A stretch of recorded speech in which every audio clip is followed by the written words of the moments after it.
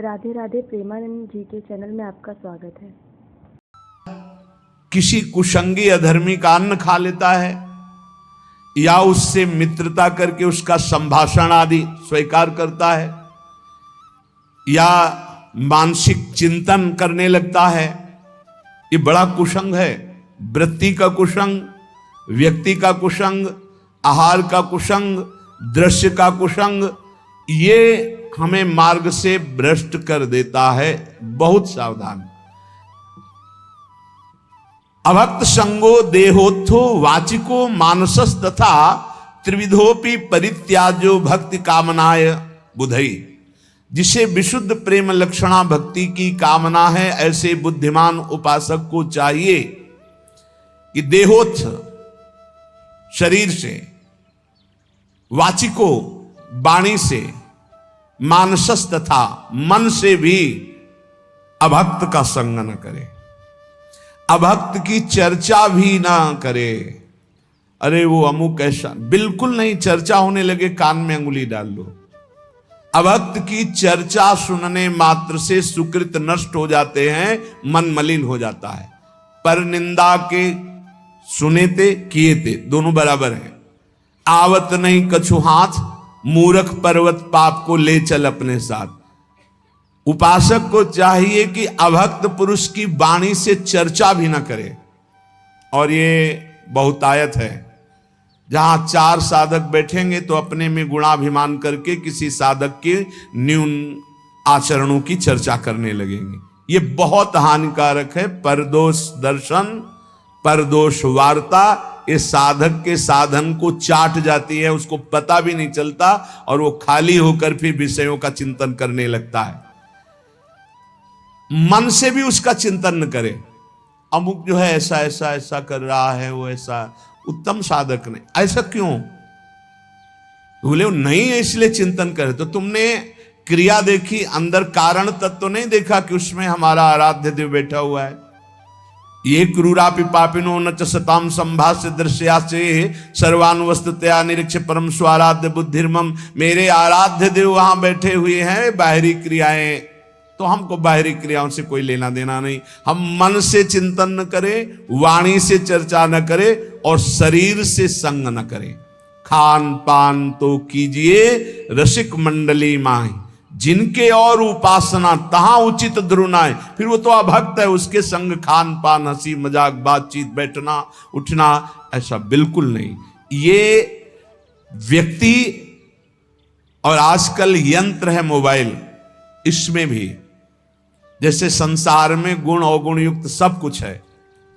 जड़ चेतन गुण दोष में विश्व कीन करतार, संत हंस गुण गाय पे परिहरि वार विकार। जैसे हंस को पानी और दूध मिला के रख दो, कहते हैं दूध पी लेता है, पानी छोड़ देता है। ऐसे ही संत जो परम हंस हैं, वो जगत में भागवतिक गुणों को केवल देखते हैं, मायाकृत इन दोषों का त्याग कर देते हैं। ऐसे ही आपके पास, आप किसी से मिलते नहीं पर आपके पास मोबाइल है और आप उसमें से जो भक्ति विरोधी बातें हैं वो देखते हैं, सुनते हैं, उनका मनन करते हैं, तो आपका कुसंग हो रहा है। आप अपनी भक्ति को खो देंगे। बहुत सावधान।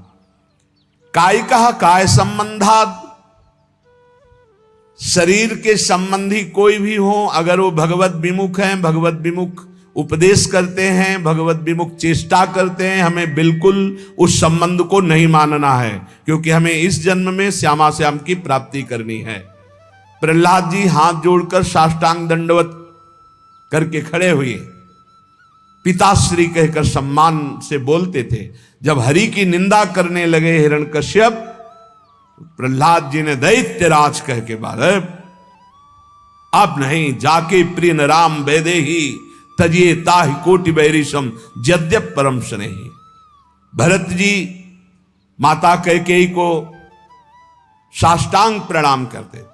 जब आराध्य देव श्री राम को 14 वर्ष का वनवास रूपी वरदान मांगने की बात सुनी तो कहा, पापिनी आज के बाद तेरा कभी मुख नहीं देखेंगे और तुझे कभी मां नहीं कहेंगे।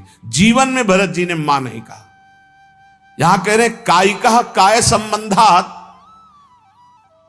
कायिक अभक्त संग वो चाहे रिश्ते नाते में कितना भी पूज्य हो, यदि वो हमारे भगवान की निंदा करता है, भगवत मार्ग की निंदा करता है, भगवत विमुख है, तो हम आवश्यकता पड़ी तो उसकी सेवा कर देंगे। यदि हम पुत्र हैं या अमुक संबंध है, वो दुख में है, तो हम सेवा कर देंगे, पर हम उसका संग नहीं करेंगे, उसकी आज्ञा नहीं पालन करेंगे, उसकी बात नहीं सुनेंगे। वचसा भाषणात्मक, वाणी से हम ऐसे अपवित्र आचरण करने वालों की चर्चा ना करें। अन्नादि नाम मानसस्तु, भोजन दिया हुआ ऐसे अभक्त का कभी ना पाए। जो भगवान की अवहेलना करता है, भले वो हमारा रिश्तेदार है, अगर हमें जाना पड़ा तो हम ये बोल देंगे कि आज हमारे उदर में दर्द है, हम यहां प्रसाद नहीं पा पाएंगे, औषधि ले रहे हैं, इसमें कोई मिथ्या नहीं। हम भगवत मार्ग को पुष्ट करने के लिए अभक्त के घर का अन्न भी न खाए। अन्नादि नाम मानसस्तु, अगर अन्न आदि पाओगे तो तुम्हारी मानसिक वृत्ति बिगड़ जाएगी। बिल्कुल ये पूरा अनुभव की बात है। एक दिन माधुकरी रोटी पा करके फिर उसका भजन, एक दिन भंडारे का अन्न पा करके फिर उसका परिणाम देखो। चिंतन में जमीन आसमान का अंतर हो जाता है। प्रिया प्रीतम के मिलन की चाह, भजन की गाढ़ वृत्ति सब पता नहीं कहां खो जाती है, बस उद्दंडता सुहाती है। अन्न का बहुत बड़ा प्रभाव, भूखे रह जाना अच्छा है, लेकिन बिना परिचय के ऐसा नहीं कि भूख लगी जहां जो मिला हम खा लिए, नहीं, जानबूझ करके खूब समझ करके ये भोग लगाने योग्य श्री जी के है कि नहीं है, भोग लगा है कि नहीं है, ये जिसका हम अन्न ले रहे हैं ये वैष्णव है कि नहीं, भजन करता है कि नहीं, भक्ति रंग से रंगा है कि नहीं, भगवत विरोधी तो नहीं है। जहां तहां अन्न खात सखी कहत, आप गात सकल दिवस द्वंद जात, रात सर्वसो वहीं। सेवक जी महाराज कह रहे जहां मन आया वहां भोजन कर लिया, अपने को कह रहे सखी, अपने को सहचरी कर रहे, दिन भर प्रपंच में बीतता, रात सोने में अपने को कह रहे मैं रसिक उपासक हूं। बहुत डांट लगाई है। जहां तहां अन्न खात सखी कहत, आप गात सकल दिवस द्वंद जात, रात सर्वसो वहीं।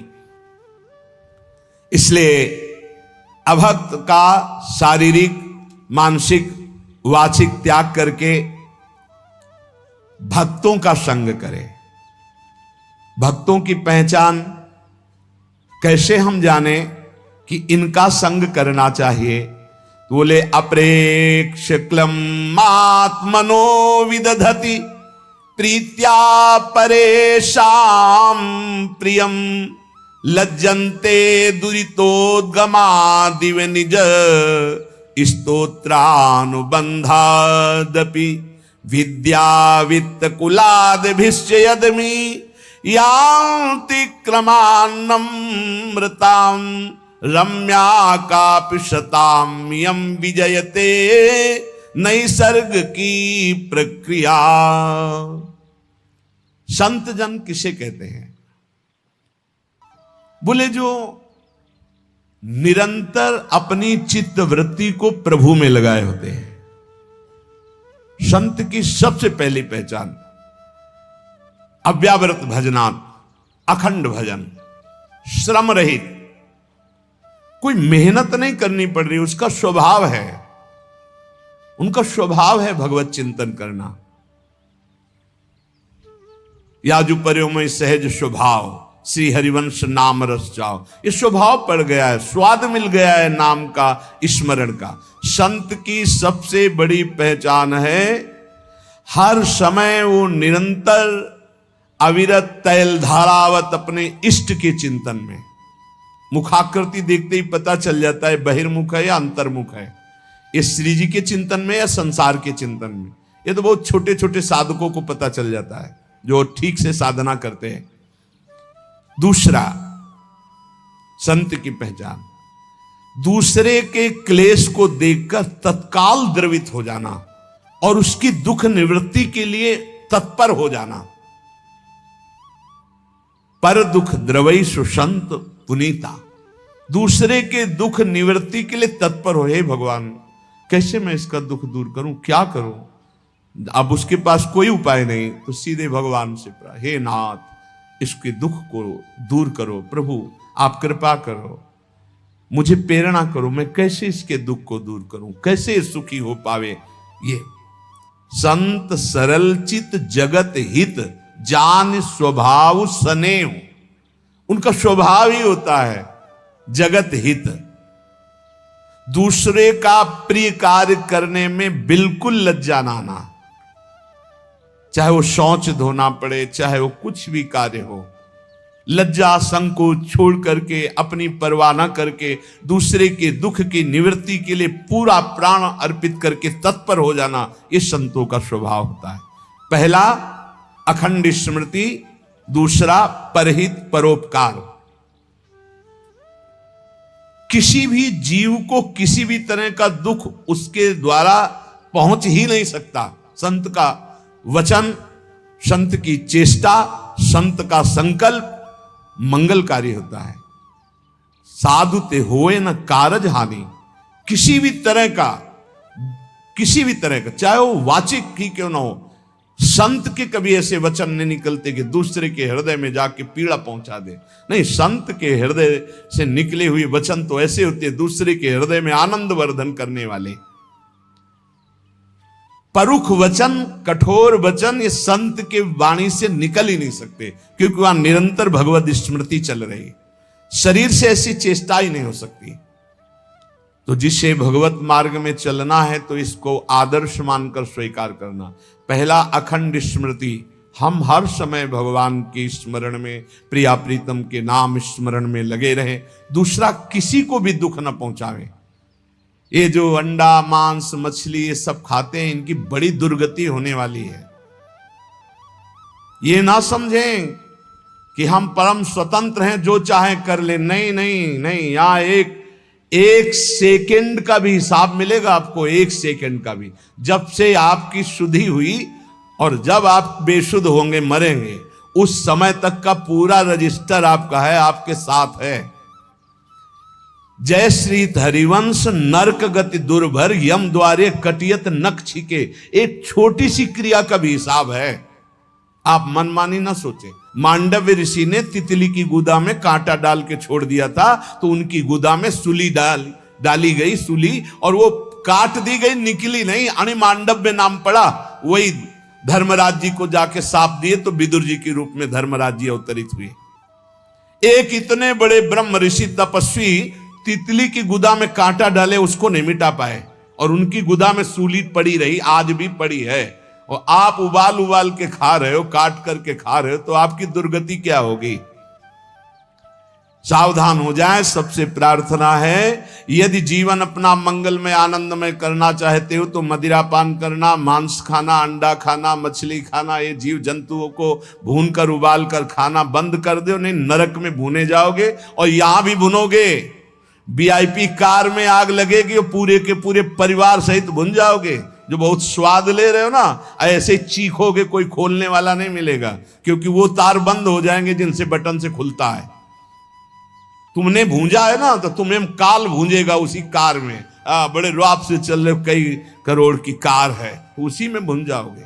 हमारी बातें कड़वी लगेंगी, लेकिन समझ लीजिए, शरीर से, मन से, वचन से दूसरों का दुख भरा कार्य, अपकार, अहित कार्य करने वाला कभी चैन से नहीं रह सकता, कभी शांत नहीं रह सकता, सदैव दुखी रहेगा। इसलिए दूसरों के शरीर का मांस खा के कोई बलवान नहीं होता। आप थोड़े दिन ब्रह्मचर्य से रहिए, सदाचार पालन कीजिए, सात्विक भोजन, ऐसा बल आता है, सच्ची मानिए, ऐसा बल आता है, ऐसा उत्साह होता है। ये चर्बी बढ़ाने वाले जानवरों को खाने वाले, इनकी कितनी ताकत होगी, सच्ची मानिए। हम मजाक नहीं कहते कि विनोद में कहते हैं। एक घूंसे में बैठ जाएंगे। सात्विक ब्रह्मचारी हो, सात्विक भोजन करता हो, और एक घूंसा कस के मार दे तो मुंह बगाड़ देंगे। जो भैंसा और बकरा खाते हैं ना, मुंह बगाड़ देंगे। इनमें ताकत नहीं, ब्रह्मचर्य की ताकत, तपस्या की ताकत, सात्विकता की ताकत बहुत बड़ी ताकत है। ये सब भूल कर रहे हैं जो सोच रहे हैं हम बलवान बन जाए। बलवान नहीं बनोगे, ऐसी जगह कैंसर होगा कि ना खा पाओगे ना सौंच हो पाओगे। दोनों बातें समझ लेना। हम भयभीत नहीं कर रहे हैं, कितने ऐसे उदाहरण सामने आते चले जा रहे हैं जो देखने को मिल रहे हैं। हे भाई, दूसरों का मांस खाना, जहां तक हमारी आवाज पहुंच रही हो अब भी बंद कर दो। हरि शरणम, हरि शरण में हो जाओ। वो कह रहे आम तो आम सर्वपापेभ्यो मोक्षयिष्यामि मा शुचा, मैं तुम्हें पवित्र कर दूंगा, पक्का पवित्र कर देंगे, क्योंकि जिनके चरण धोवन गंगा जी त्रिभुवन को पावन करने वाली, वो भगवान पक्का पवित्र कर देंगे। पर अब लो नसानी, अब ना नसई हो, अब तक किया अब मत करो, होश में हो जाओ। ये जो बहुत अच्छे कपड़े पहनकर आप समझते हो हम बड़े आदमी है ना, इतने छोटे बनाए जाओगे कि तुम्हें समझ में आ जाएगा। अभी अवसर मिला था कि धन के द्वारा असहायों की सेवा करो, दूसरों को सुख पहुंचाओ, नाम कीर्तन करवाओ, नाम कीर्तन करवा करके लोगों को सुख पहुंचाओ। तुम उपद्रव कर रहे हो, मनमानी आचरण कर रहे हो। संत वही है जिसके वचन से, शरीर से, मन से किसी का कभी अमंगल ना हो। और संत वही जब उसकी प्रशंसा होने लगे तो ऐसा लज्जावान हो जाए जैसे किसी का पाप खुल जाए, पाप की बात खुल जाए तो कैसा लज्जित होता है, ऐसा प्रशंसा में लज्जित होना चाहिए। संत अपनी प्रशंसा सुनकर लज्जा से युक्त हो जाते और दूसरे की प्रशंसा सुनकर आनंदित होते हैं। दूसरे की निंदा सुनकर तुरंत कान में अंगुली, अपनी निंदा तो कान की अंगुली हटा लो, खूब आराम से सुनो। ये साधुता के लक्षण हैं। अपनी निंदा तो बुरी लगेगी, दूसरे की निंदा सुखद लगेगी। अपनी प्रशंसा अच्छी लगेगी, दूसरे की प्रशंसा दुखद लगेगी। ये असंत का लक्षण है। संत का लक्षण है अपनी प्रशंसा सुनते ही सकुचा जाना, दूसरे की प्रशंसा सुनते ही आनंदित हो जाना, अपनी निंदा सुनते हुए आनंदित हो जाना, दूसरे की निंदा सुनने पे क्लेशित हो जाना। अरे क्या भगवत चर्चा के सिवा ये क्या प्रपंच की बात सुना रहे। जैसे कोई पाप अपना प्रकट हो जाए तो लज्जा आ जाती है, ऐसे जब चार लोग प्रशंसा करने लगे तो लज्जा आ जानी चाहिए। संत में विद्या का, तपस्या का, भजन का, संपत्ति का, कुलीनता का किंचन मात्र भी अभिमान नहीं होता। जो असंतों में बहुतायत होती है, थोड़ी विद्या तो अभिमान, थोड़ा धन तो अभिमान, अपार धन अपार विद्या ज्ञान समुद्र होते हुए भी वो दैन्य होते हैं। हमने देखा है, महापुरुषों को देखा है। काशी में देखा, पूज्य बक्सर वाले मामा जी का अग्र पूजा का सम्मान किया गया था।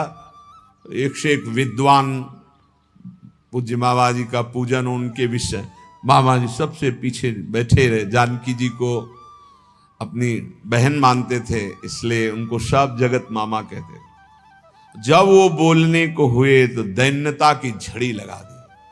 तब लग रहा था कि हाँ, भगवान के भक्तों में दैन्यता कूट कूट के भरी होती है। अभिमान किंचन मात्र उत्पन्न न होने पावे, अधिकाधिक दैन्यता। देखो ना, परम ज्ञानी हनुमान जी जब बोल रहे हैं विभीषण जी से, तो वे नहीं कह रहे मैं भगवान का अत्यंत नजदीकी सेवक हूं, भगवान राम हमें बहुत प्यार करते हैं और मुझे योग्य समझा इसीलिए मुझे भेजा, ऐसा नहीं। वो कैसे बोल रहे, असमय अधम सखा सुनो मोहू पर रघुवी, मैं कितना अधम हूं ऐसा प्रात ले जो नाम हमारा, ते दिन ताई न। अद्भुत दैन्यता। सबरी मैया के अधम ते अधम अधम मति नारी, तिन माँ मैं मति मंद घारी। जहां देखो महापुरुषों में दैन्यता भरी हुई है। ये कोई बनावटी दैन्यता नहीं, वचन दैन्यता नहीं है, वो हृदय में ऐसा अनुभव होता है। ये साधुता कब आती है? असाधुओं का त्याग करे, साधुओं का संग करे, तो ये साधुता कब हृदय में आती है? बोले तुंडे तांडवनी रतिम वितनुते, तुंडावली लब्धे कर्ण क्रोड कडम्बिनी घटयते, कर्णार्बुदेभ्याः स्पृहां चेता प्रांगण संगिनी विजयते, सर्वेन्द्रियाणां कृतिम नो जाने जनिता कियद्भिरमृतैः कृष्णेति वर्णद्वयी। जिसकी जिह्वा में दो अक्षर राधा राधा कृष्ण कृष्ण ये हर समय चलता रहता है, सब सद्गुण आ जाएंगे, धन्यता आ जाएगी, अभिमान का नाश हो जाएगा, तत्वबोध हो जाएगा, भगवत प्रेम हो जाएगा। विश्वास मान लो, सब कुछ हो जाएगा। रोज चर्चा इस बात की होती है, कह रहे इतना नाम में प्रेम हो जाए कि ऐसा लगे कि एक जिह्वा से काम नहीं चलता, करोड़ों जिह्वाएं हो जाए, करोड़ों जिह्वाओं से रटू राधा राधा राधा राधा राधा राधा। कितना सुखद है नाम। ऐसा लगता है दो कानों से काम नहीं चल रहा, करोड़ों कान हो जिससे हम सुने राधा राधा राधा, कृष्ण कृष्ण कृष्ण। ऐसी मेरी लालसा, जिसकी ऐसी लालसा है वो कभी नाम छोड़ नहीं सकता। और जो निरंतर नाम सुधा का रसास्वादन करता है, उसकी इंद्रियां अंतर्मुख हो जाती है। निज सुख बिन मन होई की थीरा, यही निज सुख है। जब नाम सुख प्रकट होता है तो अपने आप मन अचंचल होने लगता, जाता नहीं विषयों की तरफ। और मन जो इंद्रियां बहिर्मुख होकर प्रकृति की तरफ, वो अंतर्मुख हो गई। चेता प्रांगण संगिनी विजयते सर्वेंद्रियाणाम कृतिम। जब चित्त अर्थात मन प्रभु के नाम रस में इतना पंग होने लगा कि उसके जाने की कहीं इच्छा नहीं रह गई, तो इंद्रियां भी अंतर्मुख होकर के शांत हो गई। जहां इंद्रियां और चित्त ये नाम में डूबे तो सच्ची साधुता का स्वरूप प्रकाशित हो जाता है। उसमें बनावटीपन नहीं होता। आज तक जितने भी महापुरुष हुए वो सब नाम से हुए, ध्यान रखना। राधा राधा राधा, कृष्ण कृष्ण कृष्ण। अरे मन, ये बड़े दयामय हैं युगल सरकार। द्रुत कनक सुगौर स्नग्ध मेघौघ नील, छविभिर अखिल वृंदारण्य मुदभासयन्तौ, मृदुल नवदुकूले नील पीते दधानौ, स्मर निभृत निकुंजे राधिका कृष्ण चंद्रौ। राधा राधा कृष्ण कृष्ण ऐसा जपोगे तो क्या होगा? तुम्हारा चित्त रूपी दर्पण साफ होगा। चेतो दर्पण मार्जनम। जहां चित्त साफ हुआ और चित्त में ही चित्त चोर की झांकी आई, एक सघन मेघ श्याम वर्ण, जैसे नवीन जलधर में बिजली विराजमान हो दमकती हुई। आकाश की बिजली तो चमकती और अंतर्ध्यान हो जाती है, लेकिन वृंदावन नवनिवृत्त निकुंज में जो बिजली विराजमान है मेघ में, वो स्थायी विराजमान है। आज दो दामिन मिल बहसी, बिचले श्याम घटाति नूतन ताके रंग रसी। आज दो दामिन मिल बहसी, एक चमकी चहु ओर सखीरी, अपने स्वभाव लसी। और आई एक सरस गहनी में, दो भुज बीच बसी। आज दो दामिनी मिल बहसी। एक श्याम सुंदर के वक्षा स्थल से लगी हुई पीता अरुण क्षय मनंत तडिल्लता भाम, और एक आकाश में नवीन जलधर में चमकी और अंतर्ध्यान हो गई। बोले ये नवनिवृत्त निकुंज में विराजमान नवीन जलधर की कांति वाले श्री लालजू के हृदय से लगी हुई श्री प्रियाजू, बोले ये संपूर्ण वृंदावन गौर श्याम कांति से उद्भासित हो रहा है। ऐसा वो उपासक देखता है जिसकी हर समय जिह्वा इस नामामृत का पान करती रहती। राधा राधा राधा।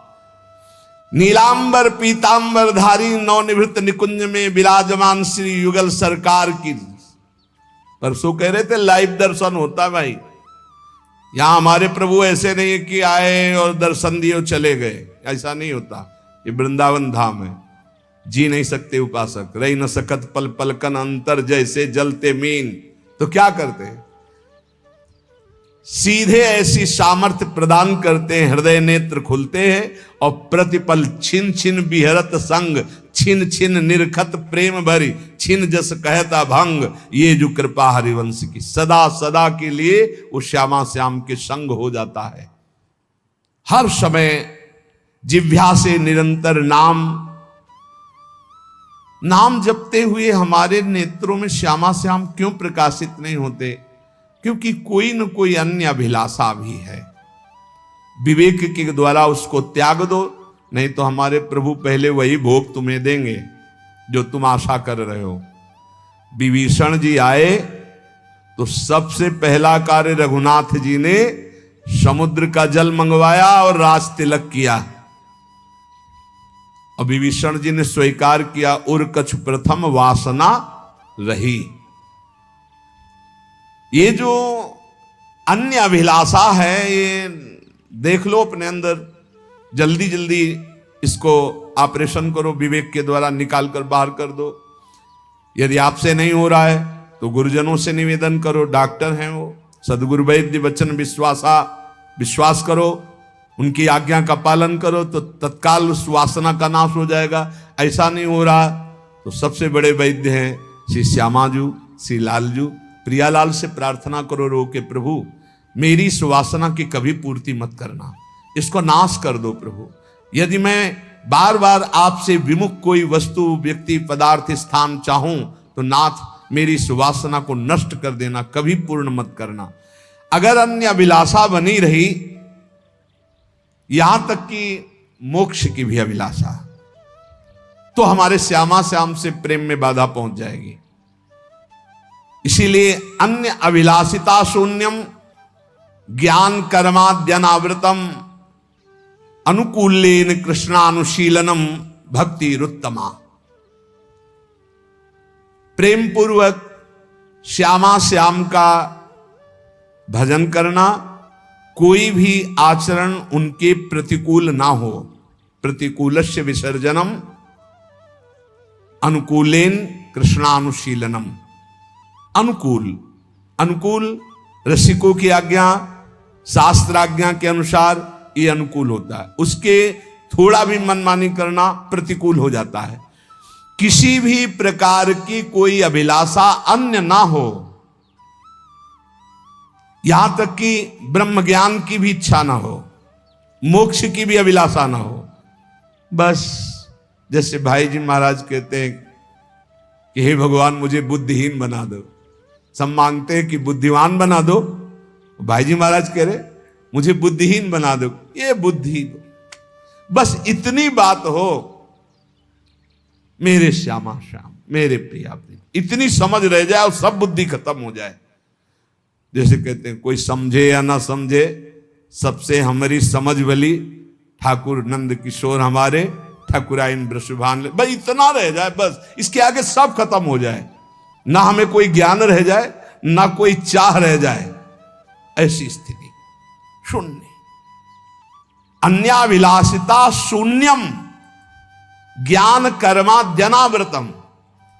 ज्ञान कर्म इनका भी, ज्ञान से कर्म से जो प्राप्त होते हैं लोक लोकांतर मोक्ष आदि, इनकी भी मुझे चाह नहीं है। अगर ये भोग और मोक्ष की चाह रहती तो श्यामा श्याम का प्रेम प्रकट नहीं होता है। इसलिए कह रहे भुक्ति मुक्ति स्पृहा यावत पिशाची हृदय वर्तते तावत भक्ति सुख स्यात्र कथम अभ्युदयो भवेत्। जब तक ये भोग और मोक्ष की वासना रूपी पिशाची हृदय में बसती है, तब तक श्यामा श्याम के भक्ति रस का आविर्भाव नहीं होता। मोक्ष सुख की भी चाह महाप्रभु हरिवंश चंद्र जी कह रहे विभेमी कैवल्यता, मुझे भय लगता है इस मोक्ष से, मुझे श्यामा जी की सेवा चाहिए, मुझे मोक्ष नहीं चाहिए। नहीं, यहां कह रहे पिशाची शब्द का प्रयोग किया है। मोक्ष अखंडानंद सुख है, शास्त्र सम्मत सुख है, लेकिन प्रेम के सुख के सामने मोक्ष पद को प्राप्त श्रीपाद प्रबोधानंद सरस्वती जी महाराज कह रहे हैं कि जब मुझे श्यामा श्याम का प्रेम मिला तो थूक देने योग्य हो गया ये ब्रह्मानंद। राम जी के रूप को जब देखा जनक जी तो कह रहे हैं नहीं बिलोकत अति अनुरागा बरबस ब्रह्म सुख ही मन त्यागा। मतलब ब्रह्म सुख मोक्ष सुख से भी श्रेष्ठ है प्रभु के रूप का रसास्व पान करना, नाम सुख में डूबना, प्रभु के प्रेम में डूबना। श्री कृष्ण चरणाम्भोज सेवा निर्वृत चेत साम ऐसा मोक्षाय भक्तानां न कदापि स्पृहा भवेत्। जो श्री श्यामा श्याम के चरण कमलों की सेवा में सुख प्राप्त कर लिए, उनके हृदय में मोक्ष की इच्छा नहीं होती। सेवा में जो सुख है वो सुख त्रिभुवन में किसी पद में नहीं। इसीलिए जो चतुर उपासक हैं वो भगवान से भगवान की सेवा मांगते हैं। वो दीयमानम न ग्रहणंत बिना मत सेवनम जनाहा। वो कई प्रकार का मोक्ष देने पर भी स्वीकार नहीं करते। वो कहते प्रभु आपकी सेवा सुख चाहिए। सेवा सुख अपने लोगों को सहज में लाडली जी ने दे दिया। जो सब मांगना पड़ता है वो अयाचक वृत्ति से दे दिया। हम जानते नहीं थे क्या है, उन्होंने बड़ी कृपा से दे। अब इसको पकड़ लो।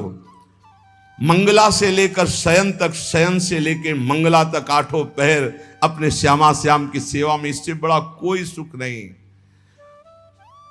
सन्यास के मूर्धन्य विद्वान, कट्टर सन्यास धर्म का पालन करने वाले पूज्य राधा बाबा, भाई जी महाराज ऐसे दाता, वैसे प्राय देखा गया है देने वाला और लेने वाले में दो अंतर देखे गए। लेने वाला झुकता है, देने वाला ऐसे। लेकिन यहां उल्टा देखा गया, देने वाला चरण छुआ और लेने वाला जान ही नहीं पाया कि दाता ने क्या दे दिया। पूरा का पूरा हृदय परिवर्तन कर दिया कट्टर सन्यासी पूज्य राधा बाबा। भाई जी महाराज ने चरण छू के वो दे दिया जो बड़ी बड़ी साधनाओं से नहीं प्राप्त होता। आखिरी में राधा राधा ही रह गया, राधा राधा। और वो सबको वृंदावन की कृपा से यहां प्राप्त है।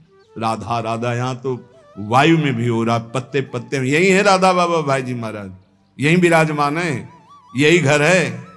ये संपूर्ण वृंदावन यही वो घर है जहां ये सब बड़े बड़े महापुरुष विराजमान हैं प्रियाजू के समीप सेवा में। पूज्य राधा बाबा भाई जी महाराज, पूज्य पंडित गया प्रसाद जी, पंडित रामकृष्ण बाबा, जितने सिद्ध महापुरुष ये सब यही श्री जी की सेवा में विराजमान है। जब हमारा चित्त सेवा में लग जाता है तब मोक्ष सुख के त्याग की सामर्थ्य आती है, श्यामा श्याम की सेवा से। इसलिए हम सेवा जब करते हैं तो सेव्य हमको क्या देते हैं? वो देते नहीं है, वो हमसे और ले लेते हैं, हमारे चित्त को चुरा लेते हैं। जब हम दर्पण दिखाते श्रृंगार करके, तो अभी तो आपके पास त्रिगुणात्मिका माया के ही नेत्र हैं, इसलिए आप देख रहे हैं। जिस दिन वो कृपा करेंगे तो कोटि कोटि मनमत हारी रूप जब आपके नेत्रों के सामने होगा, बस हो गया काम। यही है, यही काहू सु कहां जहां प्रभु नाई, फिर श्री विग्रह में तो अर्चावतार हैं भगवान। प्रभु अर्चावतार रूप से जब आप सेवा करते हैं, पक्का विश्वास करो ये सीधे सेवा श्री जी स्वीकार कर रहे।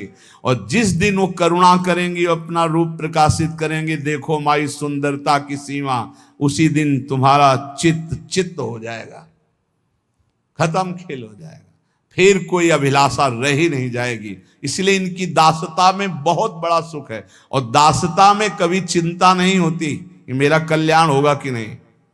जैसे हम ठसक से कहते हैं हमें श्री जी के पास जाना है, आप लोगों को भी तैयार करते हैं, बोलो श्री जी के पास जाना है, बोलते रहना है हमें श्री जी के पास जाना है। बोले इससे पहुंच जाओगे? हम तुम पहुंच गए हैं, तुम्हें क्या पता।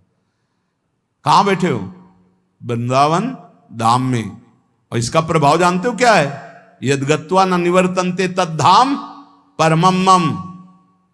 ये धाम ना मानो तो तुम्हारी बुद्धि खराब है, और धाम मान रहे हो तो यहां के बाद जाना नहीं होता। और कर क्या रहे रात दिन? इन्हीं के चरणों में पड़े, इन्हीं का यश गान, इन्हीं के नाम रूप लीला धाम का आश्रय। अपनी तो बाजी जीत गई।